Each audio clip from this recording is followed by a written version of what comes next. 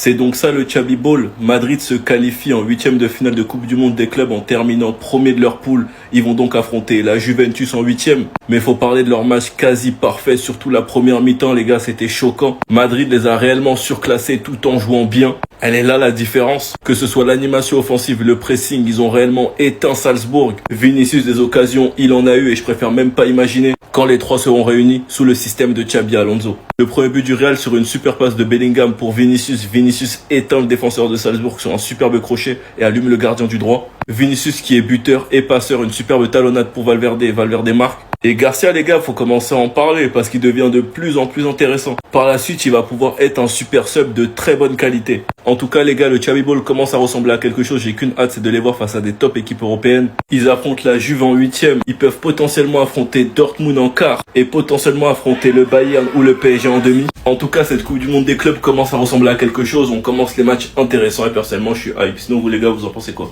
Rano, sur ta personne, on s'ennuie. Et toi là, voilà, plus jamais, hein.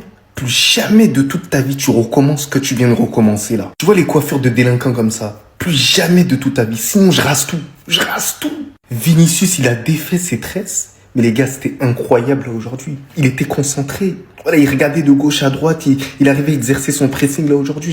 J'arrivais pas à comprendre. Vinicius is back. Et c'est pour ça que je vous ai dit que je resterai pour toujours dans son train. Ceux qui étaient en dehors de son train, restaient en dehors. Parce que toute l'ingratitude qu'il a reçue depuis ces derniers jours, sur le fait qu'il doit dégager du club et qu'on doit mettre Kylian Mbappé à sa place, c'est tout simplement honteux, la famille. Après tout ce qu'il nous a apporté.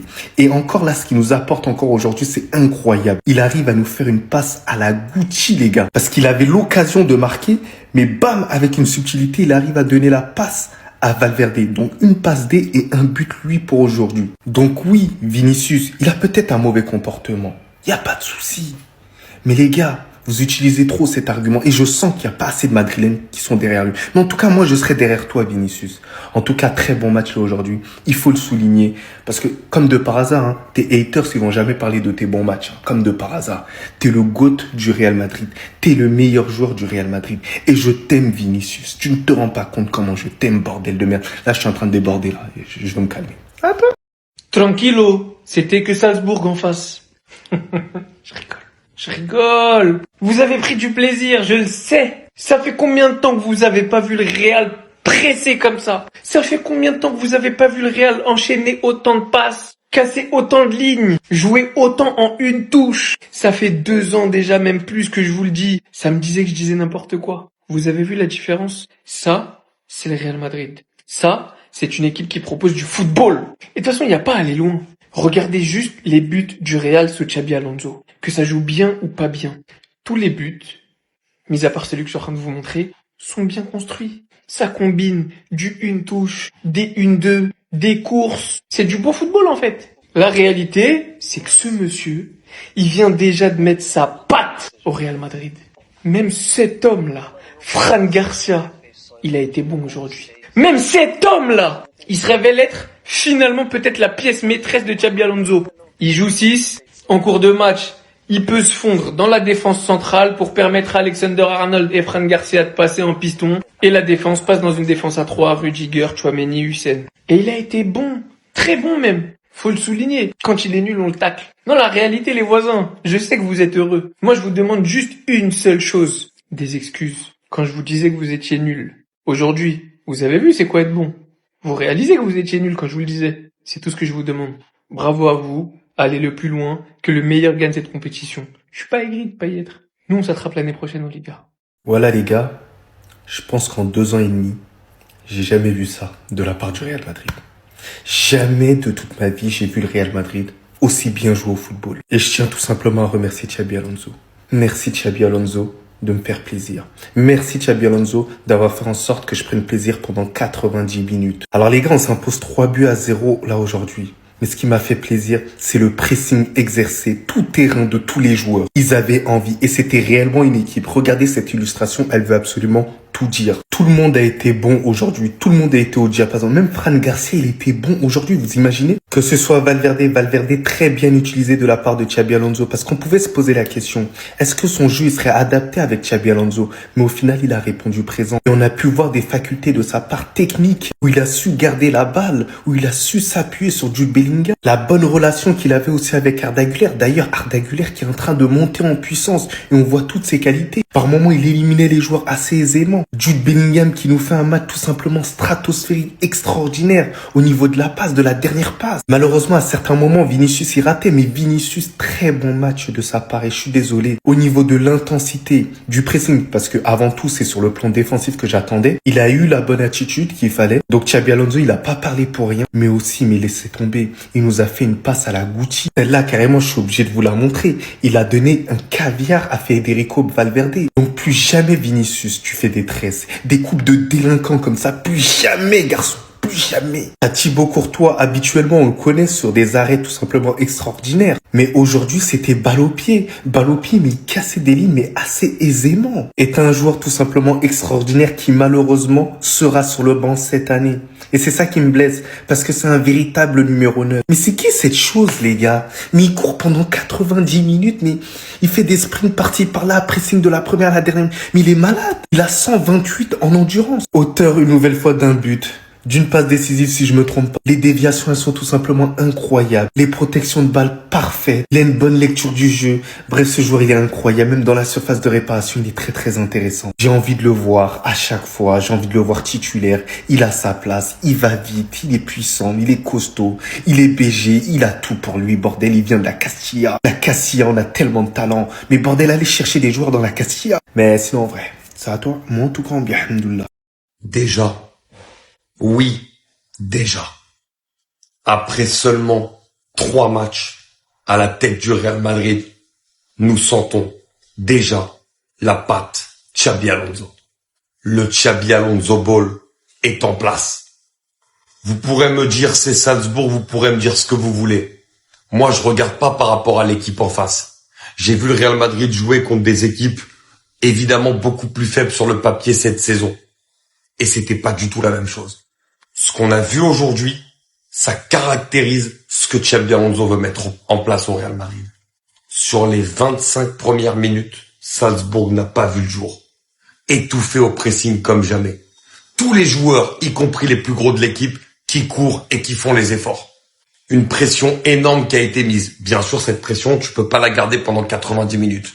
Donc après, Salzbourg a réussi à un peu plus avancer. Mais qu'est-ce qui se passait? Dès qu'ils récupéraient le ballon, en 3 passes, ils étaient dans le camp adverse, dans la surface de réparation.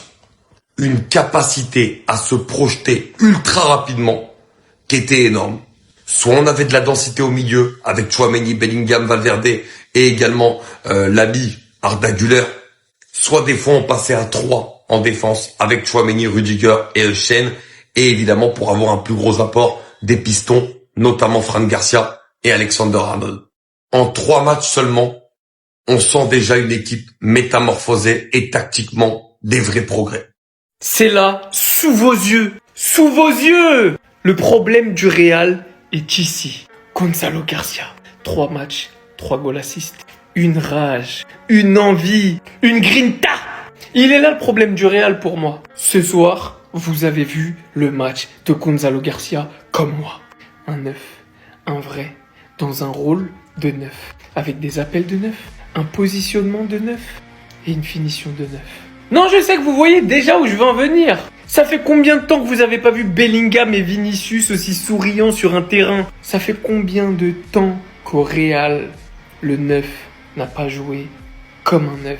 Ça fait combien de temps que Vinicius n'a personne sur sa route pour venir dézonner, pour demander le ballon, pour le faire chier? Oui, je ramène tout à Monsieur Jarret. Oui, j'en viens à Gastroman. Je suis obligé en fait. À chaque fois que je vous parle, vous m'écoutez pas. Et à la fin, j'ai raison. Le Real tourne. Parce que ce monsieur fait les efforts, fait les appels nécessaires pour ouvrir les espaces, même si on lui donne pas le ballon. Parce que ce monsieur défend, ce monsieur presse, ce monsieur court sur le terrain. Au bout d'un moment, pourquoi le Real ne lui a pas donné sa chance plus tôt? C'est la question que je me pose.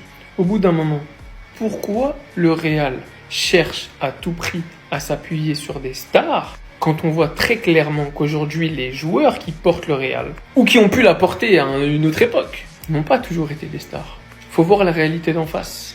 Pour qu'un schéma tactique s'applique, une certaine rigueur tactique, une certaine discipline est nécessaire.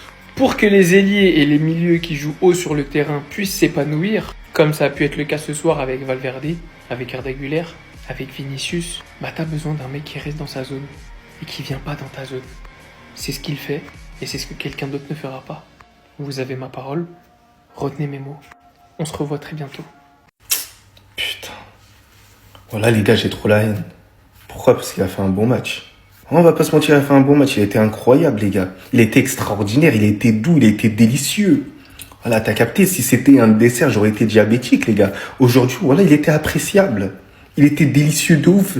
Ouais, il était gourmand. En fait, voilà, j'ai rien à dire. Son match, il est trop parfait. Pressing, il était plutôt bon. Techniquement, c'était très bon aussi. Il apportait quand même offensivement. Défensivement, il était présent aussi. Il lâchait pas son vis-à-vis. Il est même pas passé d'ailleurs son vis-à-vis. Alors, c'est contre Salzbourg. Commencez pas aussi à vous, voilà, à dire Abdé, tu l'as critiqué, pardon. Non.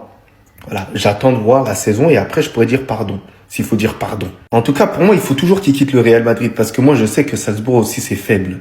Voilà, c'est dans cet aspect-là que je suis.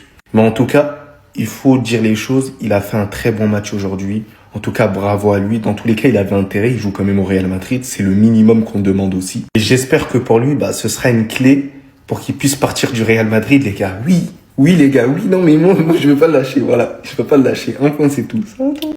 Le Niño de la Castilla. Le Niño du Real Madrid. Et surtout, le Niño de Xabi Alonso. Gonzalo Garcia, la grosse surprise du chef que nous a réservé Xabi Alonso lors de cette Coupe du Monde des clubs. On le sait bien sûr puisque Kylian Mbappé est blessé, malade pour être plus précis, mais on s'attendait tous à voir Endrick. Eh ben non, c'est celui qui a marqué énormément de buts avec la Castilla l'année dernière, Gonzalo Garcia, qui est titulaire. Et qu'est-ce qu'il est fort. J'en avais déjà parlé, j'avais fait une vidéo sur lui, sur Michael Marciano 2, mon deuxième compte, après son premier match. Mais là, je réitère, et encore plus. Parce que dans les nouveautés qu'on a pu voir aujourd'hui de ce Real de Xabi Alonso, il y a le pressing. C'est un numéro 9.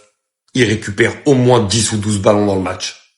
Le pressing qu'il effectue, l'activité qu'il met, c'est tout simplement exceptionnel. Et en plus de ça, il arrive à être lucide dans son jeu. Notamment avec la déviation là en talonnade qui fait à un moment donné qui est extraordinaire. Et sur le but.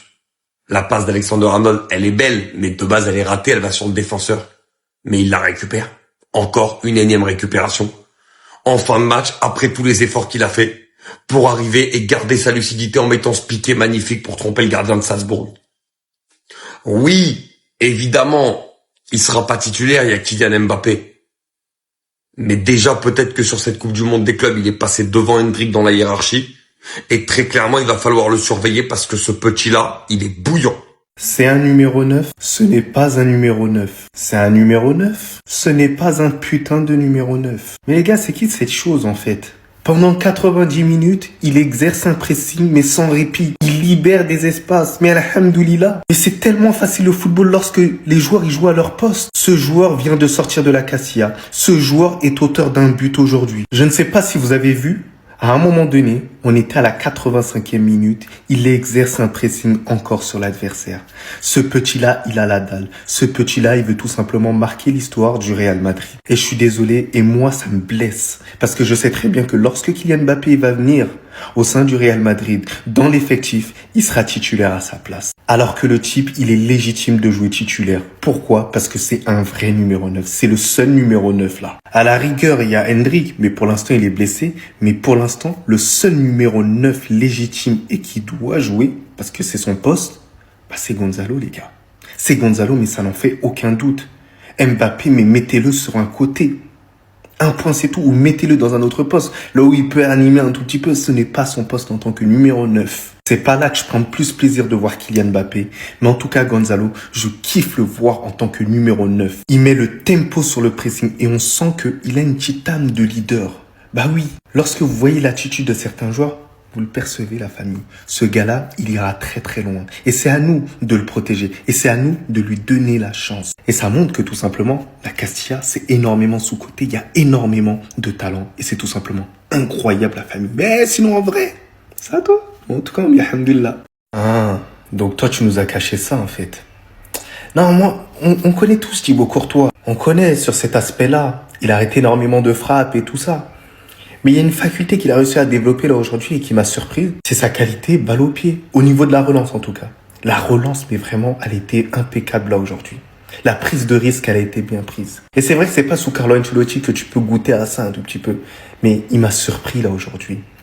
Et ça me fait plaisir de le voir dans un autre paramètre. Et ça me rassure. Et ça montre qu'il sera dans les plans de jeu de Xabi Alonso, mais dans l'absolu. Parce qu'on sait très bien que Xabi Alonso, il aime bien quand même les gardiens qui relancent assez bien pour bien ressortir la balle, pour pouvoir encore plus piquer l'adversaire. Mais là, cette faculté-là, fait que pour moi, Thibaut Courtois, il glow up encore plus dans le classement des meilleurs gardiens de l'histoire. C'est une réalité, la famille. Il n'y a pas énormément de gardiens qui sont en capacité d'arrêter énormément de tirs. Vous pouvez le demander à Clivert De Bruyne avec Manchester City et son gardien de merde. Et nous, on a un gardien qui sait arrêter des tirs et qui sait faire des passes, la famille. Et il nous l'a caché, bordel. C'est incroyable. Mais je t'aime, Thibaut Courtois. Mais en fait, des fois, je te déteste. Mais bref, voilà, c'est bizarre entre nous. Voilà.